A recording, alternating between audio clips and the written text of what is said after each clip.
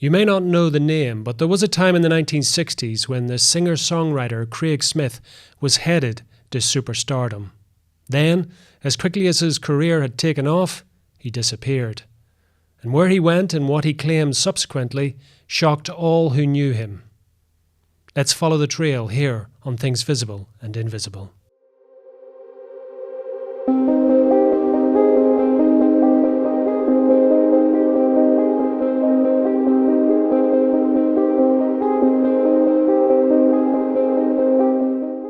Mike Stax is the editor of the music magazine Ugly Things. He has written liner notes for hundreds of reissues and contributes to numerous music publications.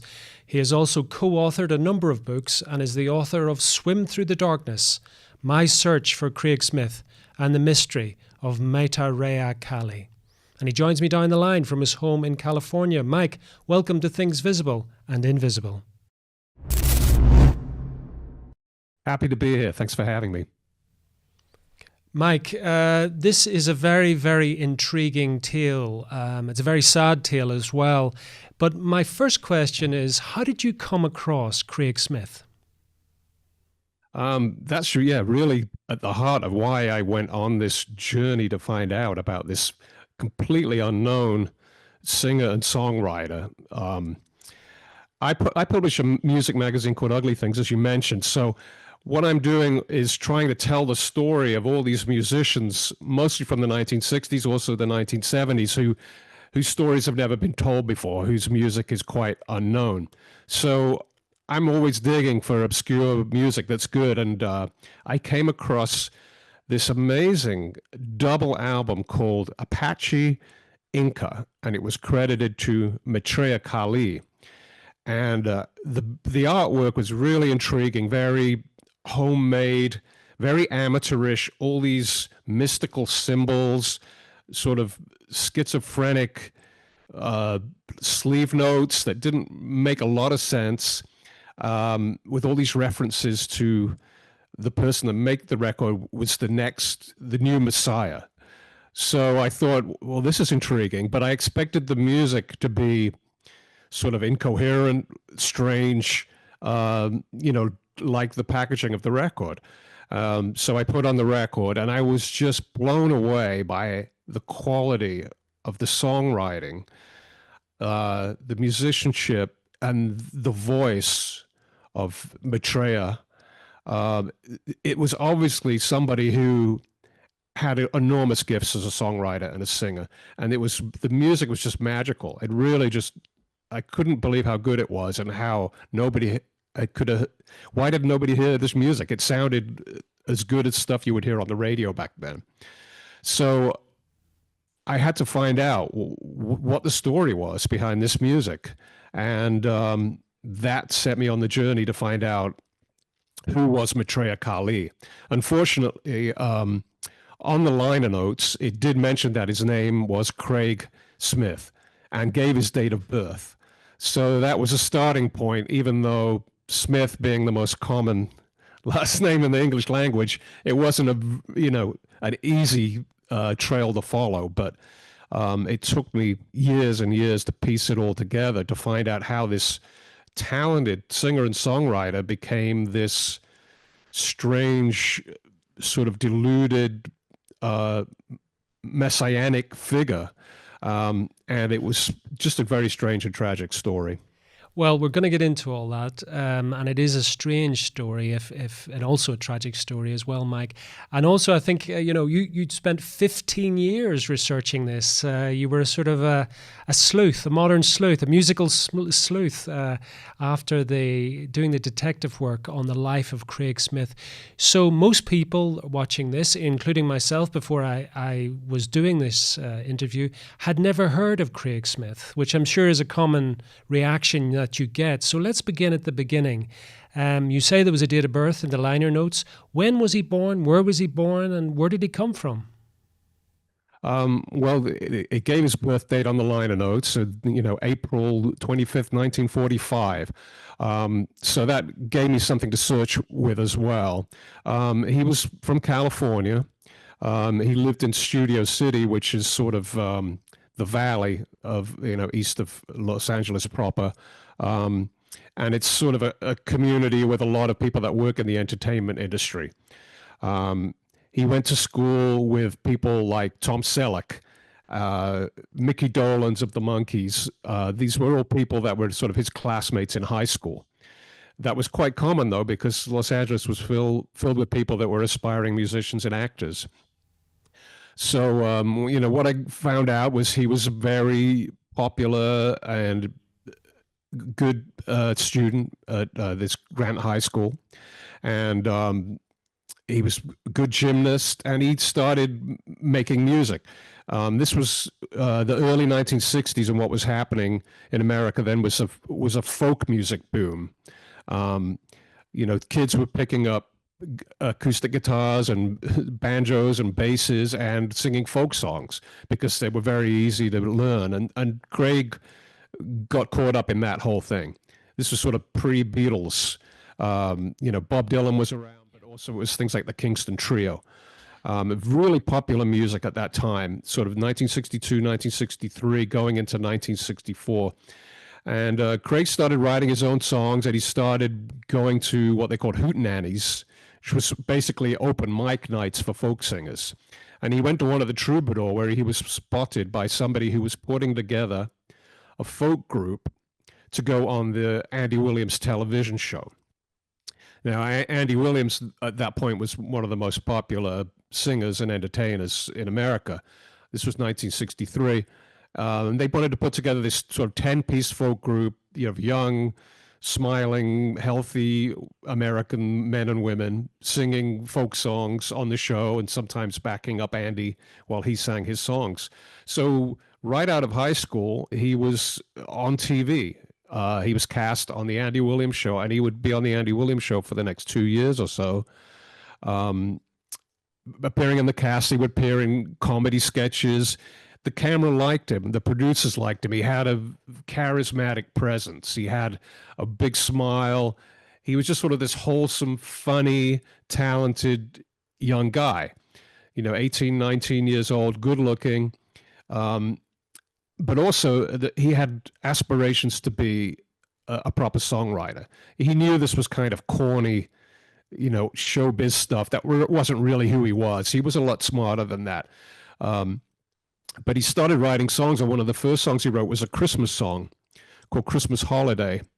And Andy Williams recorded it on his Andy Williams Merry Christmas album, which was a huge selling album. You still hear songs from this album at Christmas in department stores. I mean, it sold 1 million copies within the first year or two of it being released. So Craig got quite a good paycheck. He was able to buy himself a Porsche. So he got a tremendous success right out of the bat, and he had more ambitions. He decided he went to audition for a couple of TV shows that were casting in 1965. There was one called The Monkees, which was about a band that was very much like the Beatles. And there was another one called The Happeners, which was a little more serious, and that was about a group of teenage runaways in Greenwich Village that form a folk rock group, a little bit like Peter, Paul, and Mary meet the Byrds or something. And he got on the final list for the Monkees, the last sort of 6 or 7 characters they were trying to cast, but he got cast right away as the top lead in The Happeners. So he went with The Happeners, turned down the Monkees, and they shot the pilot for the show in New York City in 1965. And it was a really good show because it was a kind of a mixture of music, a little bit of comedy, a teenage element, but also kind of serious issues of like teenage runaways sleeping in skyscrapers that were still under construction and things like that, and sharing their stories. He was a pretty decent actor, and the other 2 people cast on the show was a woman called Susanna Jordan and Chris Ducey. And him and Chris Ducey found that they got along really well, and their voices harmonized beautifully, and they became friends. So everybody felt confident that this show would be picked up by ABC. ABC had pretty much committed to it, and it was done by one of the top production companies and best writers, best directors. Everyone thought they had a great show here, and it was penciled in for the fall lineup of '66. But when it went into the screening rooms, the executives at ABC, they didn't know what to make of it. They couldn't decide whether it was a comedy, whether it was a musical thing, whether it was a drama. And they just, in the end, they thought, how are we going to sell advertising on this show? So they decided to pass. So all that exists is this one episode, 1 hour long episode. And it was only shown a couple times, late night to fill time. So Craig moved on. Him and Chris Ducey formed a duo called Chris and Craig, and they both were songwriters. So they would sing songs, harmonize, and they got a deal with Capitol Records pretty quickly because they were both excellent songwriters. And as I said, their voices had this real beautiful blend together. Well, just on, he's doing quite well. By 1966, he signed to Capitol Records. Mike, you've done a fantastic job on sort of painting the picture of this young man, but I'm sort of having to sort of keep up. I mean, this is a man who is barely 20 or barely into his 20s, and he's been writing songs for Andy Williams. He's been, filming pilots for major networks, and now he's going into the music realm. Was this, you painted the picture again of him at high school and so on, a very charismatic figure, a very winning personality. I'm trying to reconcile this with what comes later. So were there any indications at an early age, in the midst of so much success and what have you, that there was a dark side, a shadow side to Craig, or something not quite right? Was there any kind of little, in your researches, and I know you really thoroughly went into this, was there anything that started to give an indication that for all the success, there mightn't be a happy ending? As I started to find people that knew Craig, some people said there was no indication, because when he later became Maitreya, it was such a completely different personality. They couldn't reconcile it. But others said, in retrospect, they could see maybe there were signs. He was so happy and so outgoing and smiling and joking constantly that maybe that was masking something else. And friends of his that had met his parents knew that there was some problems at home. There was issues there with his family. He was almost sort of embarrassed by his family. There was alcoholism in his parents. So there was, he was trying to break out of what was really an unhappy childhood and putting on this persona, this winning persona, to get ahead and to escape from that, sort of break that cycle. So, I started digging into his parents, and they had both been in the entertainment industry, in the 1940s. His mother had been a nightclub singer. She was good friends with Peggy Lee. She was kind of on that kind of smoky nightclub, performer, really beautiful voice. And she had a lot of talent, toured around the States, played in clubs in Hollywood, was extras in movies and things like that. But it never worked out for her. When she got pregnant, when she started having kids, her career was over. And I think she, was always frustrated by that her career had been derailed by the fact that she had to raise her family. And her dad was also a nightclub performer, kind of an MC, sometimes singer. He sort of gave up that too. Yeah. And there was some resentment there, I think, that their careers had been, derailed by having to have a family. So Craig, I think, was trying to please them by being a success in the entertainment industry, but also that was generating some kind of jealousy from them as well. Complicated, I think. Yeah. So there wasn't this idea that you have sometimes in Hollywood where you have very pushy parents wanting their child to get into Hollywood or into media in some ways, entertainment in some ways. This was, as you say, a much more complex and maybe a darker scenario. Okay, you left it, Mike, with him having breezed through the Andy Williams television and now turning his hand to probably something which was absolutely at the forefront, the vanguard of popular entertainment, which was the kind of beat music scene, etc. And Craig is about to embark upon that. What happens next? Well, by now we're sort of at 1966, and the Hollywood, the Sunset Strip area is exploding with music and talent. You have bands like The Byrds and Love, The Doors, Buffalo Springfield. All these bands are emerging, and this is a whole renaissance in music with folk rock and psychedelic rock, and Chris and Craig were just a big part of that. They were running with those people. They were friends with Buffalo Springfield. They were friends with Gabor Szabo, the jazz guitar player. They were friends with the Beach Boys. Craig especially, he was very gregarious. He was great friends with Brian Wilson and Mike Love. And they were sort of peers of them, you know. They would play each other their songs, and share ideas, and they just all swept up in this wave of creativity. And one of the people that noticed the talent of Chris and Craig was Mike Nesmith of the Monkees. The Monkees TV show was huge, and the Monkees were, like, along with the Beach Boys, the biggest American band on the scene at the time. Nesmith decided they should put together a group around Chris and Craig, and they called it the Penny Arcade. And he started recording them, recorded an album with them as him as a producer. He set aside a rehearsal room in his house where they could rehearse like 5 days a week. And then he would take them into the studio to record the song because he recognized their talent. Even though he was busy touring with the Monkees, filming the TV show, he really believed in the talent of Chris and Craig's songs. And they recorded this album. And the Monkees also recorded a song that Craig had written called Salesman. Again, a huge selling record. And there was other bands that were recording Craig's songs. He wrote very commercial songs that were still very hip and of the time.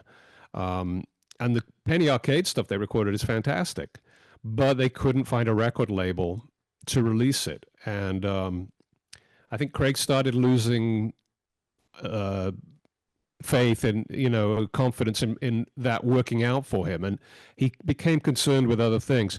He Very important thing happened. He took LSD, and he loved what that did for him. He writes about this in a journal that I uncovered, how he went out to the Mojave Desert and had this vision of this huge hand coming out of the sky, and God was telling him, giving him a message of his importance and what he must do. So he was ready to go on a sort of a spiritual journey, which a lot of young people did during that time. It's now 1967, 1968.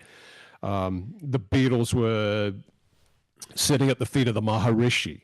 That's right. And the Beach Boys the same. The Maharishi and Transcendental Meditation was big in the Beach Boys circles, and Craig got into that too. So he decided, now that he was kind of giving up on music, he'd walk away from it. He had money because several of his songs had been recorded by popular artists. Andy Williams recorded 2 of his songs, the Monkees, and Glenn Campbell, who was the biggest country star with his own TV show, he recorded one of Craig's songs. So he had money to do whatever he wanted. So he decided he'd go to Europe, and then he would go from there to Turkey, to Istanbul, and travel along what they call the hippie trail. Well, from Istanbul to India. Well, Craig went to Europe, and then from there he arrived in Istanbul. What? Along the hippie trail, which a lot of young people could do in those days. It was pretty inexpensive. You could, hitchhike with other people, meet friends. You could go by train, you buy a car, whatever. So he met up with some people in Istanbul, and I was fortunate enough to connect with 2 of the women that he met and traveled with for some time. And they were able to tell me all about the adventures they were having. From Istanbul, they traveled through Iran and as far as Afghanistan. And I was told that Craig was, this whole time, smoking a lot of hashish, which was common, which was what pretty much everybody was doing. But also he'd brought along LSD, and he was dosing himself with LSD almost daily. So he was really on this path of self-discovery, but it was very much fueled by LSD. Um, they got as far as Kandahar, and there they saw some of the local musicians playing, and Craig was really entranced with this music. So he wanted to stay another day and see more of it. And the rest, the other two, the two women and the guy that he was with, they went ahead to, I think, Kabul, and he was to meet them there later. So he never showed up. And what they found out later, but from talking to other people that they met along the trail, was that the next day Craig was walking through the marketplace in Kandahar, and for some reason he snatched up a knife from a market stall. I don't know whether he felt threatened or what happened. The next thing, he was being pursued by a group of men. It ran over a ridge and disappeared. Um, then what we know is what Craig later said happened. Um, he was robbed, beaten up, and raped by these men and left for dead, essentially, in the desert. He woke up in some kind of mental asylum in Kandahar, which you can imagine seems about the most horrifying environment you could imagine. He lost his passport, all his money, his guitar, everything was gone. Somehow he got word back to the States, I think to his lawyer, and was able to get home eventually. But this is the point where Craig comes back. The Craig Smith that returned to America at the beginning of 1969 was a completely different person. He no longer had that radiant smile, and he was profoundly disturbed and prone to mood swings. The other thing was, he said, "I'm not Craig anymore. My name is Maitreya, Maitreya Kali." He took on a completely new persona, and he believed that he had mystical powers now. He said that some mystical beings had spoken to him while he was meditating and told him that he was going to be the king of the world. He would be crowned king of the world in the year 2000. That he was, Maitreya is the next Buddha, the next Messiah. So he was sort of, as he saw it, he was the reincarnation of Buddha, Jesus Christ, and all kinds of other people, mystical, supreme beings from the past. He was really hung up on all this reincarnation.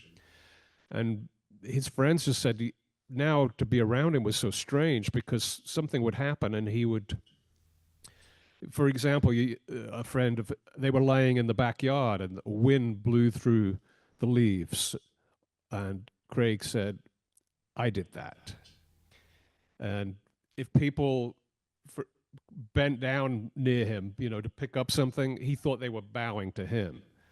All these things everything became a symbol to reinforce the fact that he was this mystical guru figure.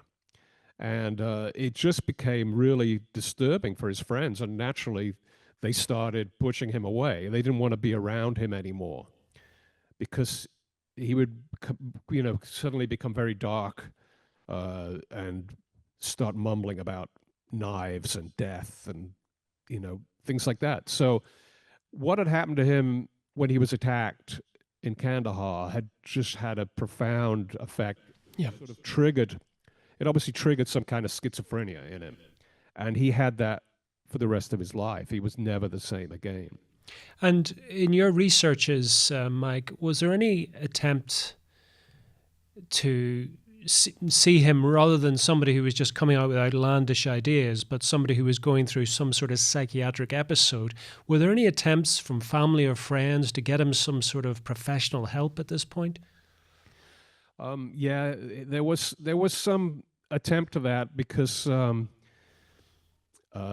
one thing happened. He had physically attacked his father, and he was at that point committed to the mental ward of a local hospital.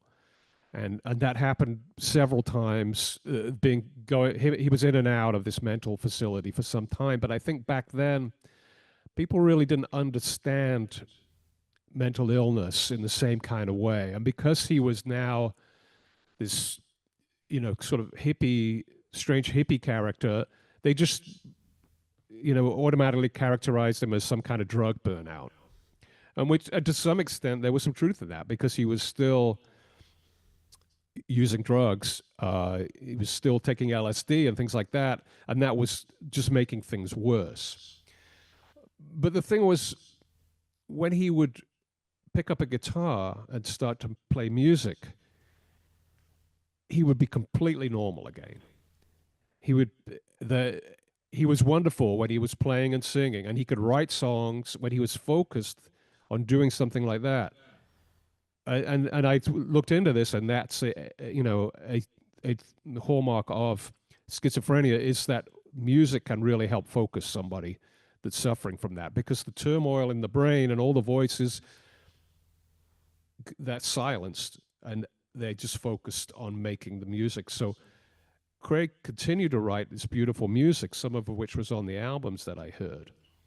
And he actually had a serious romantic relationship with this woman called Cheryl Nickelbine. And he got off drugs, and they just meditated for hours and hours, and he would play music. And during those times, he was wonderful. Everything was good. And he was still getting money from his music. So he was able to function in society. But there would just be other times where he would just go completely off the rail. He would lose his temper and become very frightening. So she eventually pushed him away. She was very patient for a long time. I talked to Cheryl at length. Craig loved her so much, and he wrote about her on the album covers. He wrote songs about her, and she really devoted herself to trying to have a good life with this person, this troubled person. She was very understanding, but in the end, it was too much for her because she felt threatened. He became dangerous. He became physically intimidating, and she had to basically go into hiding. And at that point, I think he completely lost his way. Well, there was no one then to take care of him and keep him on the rails. Mike, before we move into the downward descent now of Craig Smith, I'm intrigued to know from your researches what his former friends and colleagues in the entertainment industry made of this. Did any of them have interaction with Craig at this point? Did any of them try and help him? Or were they just aghast at this revelation that had come back from the Far East? I think some of them did try to help him. They tried to be patient with him, but he didn't make it easy because I think he was trying to push them away, is what happened. Around this time is when the Manson family murders happened. And Craig tapped into that energy. There's some evidence that he might have known. Well, we know that he encountered them earlier on. Before he went to Europe, he had gone to parties at Dennis Wilson's house where the Manson family people were there, including Manson. And Craig and his friend Jason, they just thought they were creeps and they would leave, at that point. But now Craig sort of related to that, and he kind of adopted this Manson-like persona to push people away. And the Manson people had the tattoo, had the X on their forehead. Well, Craig had a Black Widow spider tattooed right there on his third eye. He said it was some kind of tribute to the Aztec culture. But in 1969, 1970, I mean, nobody had facial tattoos like that. It was really something that would automatically make him an outsider in society. And that was the case with his friends. They just couldn't have this person around anymore. It was just too disturbing. He was too unpredictable. And there's all kinds of stories they have of somehow he would find them. They don't know how. He just had this ability of showing up at places that he shouldn't even have known. They would open the curtains in the morning and he would be standing there, staring at the house.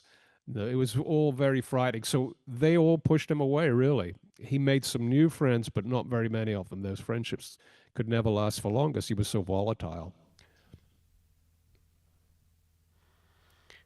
So he's now sort of friendless. His relationships are ending right, left, and center, both with his family, with his girlfriend.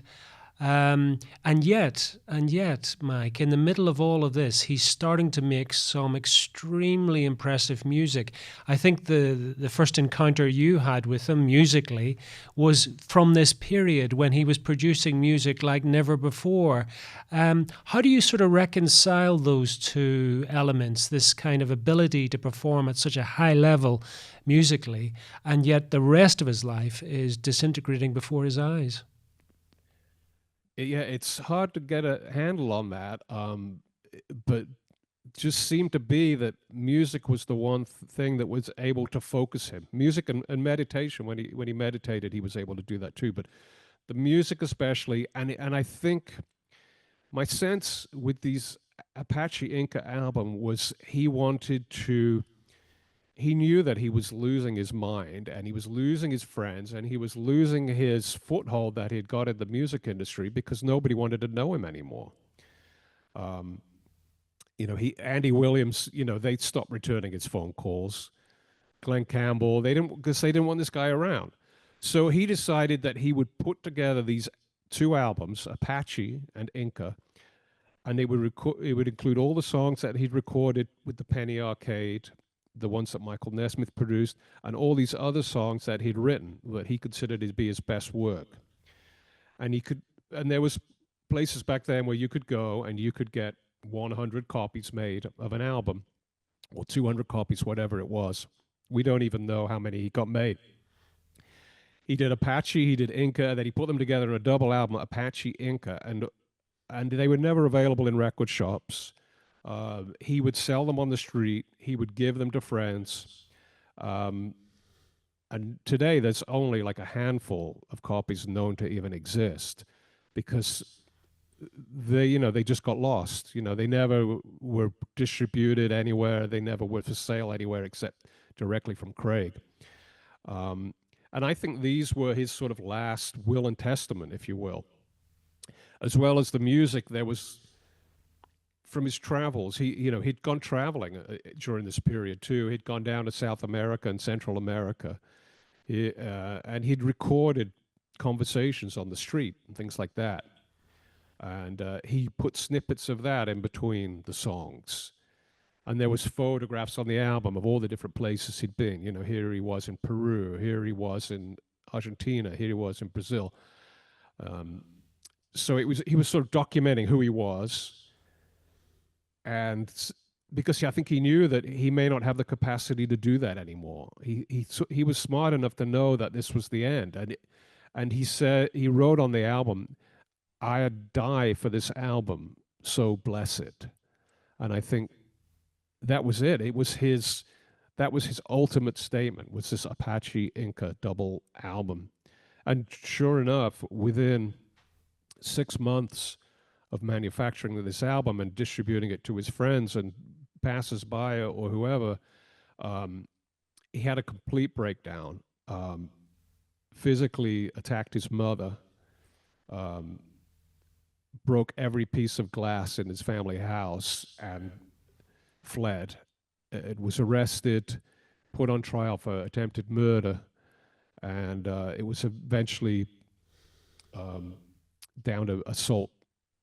But he was sentenced to 6 months to life in prison in 1973, and they put him away.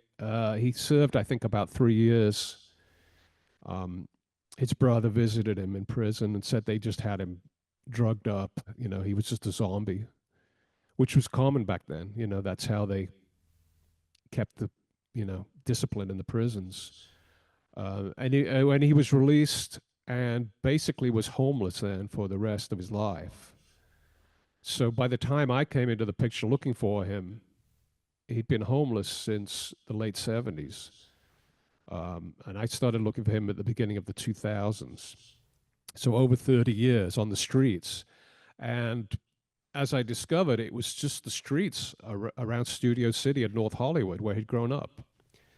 Um, so I started, I'm in San Diego, which is a 2 or 3 hour drive from there, but there were people in the neighborhood that recognized Craig, and they would call me and say, Craig is outside the Starbucks on Franklin Boulevard, or Craig is outside this pizza restaurant. And I would go up there and try to find him. And I never managed to connect with him. I had people up there give him my magazine, give him my phone number, give him all kinds of things, and message him. This guy Mike Stax wants to help you. He wants to tell your story. He wants to help connect you with your royalties, because it seemed so unfair that this person that wrote all these songs that was still generating income was living on the streets. Just a really tragic thing. Eventually, he died in a sleeping bag in a park in North Hollywood. And in fact, what happened was I discovered that because myself and another person that was helping me with the research would sometimes talk to a police officer that covered that area of town. And I was familiar with the homeless population and knew who Craig was. And suddenly he wasn't seeing Craig on the streets anymore. So we checked with the morgue, and his remains were there, unclaimed in the morgue, which just seemed to be just a really the saddest thing. Yeah. As the police officer told me, he wasn't part of the homeless population. He didn't go to that associated with each other. He didn't hang out with other homeless people. He didn't ever go to the homeless shelters. He was always by himself and rarely spoke to anybody. So I just knew that this has been the loneliest life, for 40 years now on the streets, because it was 2013 when he died. He'd probably been 40 years on the street, completely alone. And now his remains on a shelf at the morgue. It was just horrible. Absolutely amazing how you managed to track down this story. First of all, how you managed to find the story, Mike, but also then how you've managed to put it together. And I can hear in your voice as well the compassion that you had for this man, and the fall from grace that he experienced, and how traumatic it must have been. Often, the catalyst for this was whatever happened in that hippie trail that he went on left him in a very bad way. Unfortunately, we have come to the end of our time together. But tell people, one last question before we finish up, Mike, and it's this. The story you've told me is about Hollywood, it's about entertainment, it's about maybe the vagaries of stardom in a sense and how it can go horribly wrong. Has there been any interest from Hollywood in turning your book into a movie? Yeah, I mean, I've had quite a few inquiries from people that the book was optioned for a movie. Don't know if that's ever going to happen. I've had other people want to make documentaries. We'll see what happens. I mean, the thing is, it's a story. Anyone that knows the entertainment industry, especially in Hollywood, it's a story that's emblematic of what happens to a lot of people. Most people don't make it, and it's a very cruel business. And Craig was really talented, and he deserved better. And it was just some bad choices on his part, but also just a sort of random fork in the road where it went wrong for him. And I think anyone could relate to that. It could happen to any of us. Someday you turn left instead of right, and your whole life changes, and that's what happened to Craig Smith. For now, tell people where they can find out more about you, Mike, and where they can pick up a copy of your book. The book Swim Through the Darkness is available on all online booksellers and good bookstores. It's published by Process Media, which is a division of Feral House. Go to their website for more information there, and for more information on myself and Ugly Things magazine, go to uglythings.com. That's ugly-things.com. Mike, thank you so much for coming on Things Visible and Invisible. Thank you for joining us on another episode of Things Visible and Invisible. We're dedicated to uncovering phenomena that challenge our understanding of reality, from ancient enigmas and paranormal encounters to scientific anomalies and forgotten histories. If you enjoyed this journey into the mysterious and unexplained, please consider subscribing to our channel and hitting the notification bell to stay updated on future explorations. Have a personal experience or story that aligns with our investigations? We'd love to hear from you. Visit our website at tvi.show and reach out through our contact form. While we can't feature every submission, we review them all, and your story might be featured in an upcoming episode. To support our continued investigations, please consider becoming a Patreon supporter or channel member. Your contributions make these explorations possible and give you access to exclusive content, early releases, and monthly behind-the-scenes discussions with our team. Don't forget to check out our merch store. We've got everything from TVI-branded t-shirts and hoodies to stickers and coffee mugs, perfect for showing your support while keeping the mysteries close. Thank you for watching, and we'll see you next time as we continue to explore the things visible and invisible.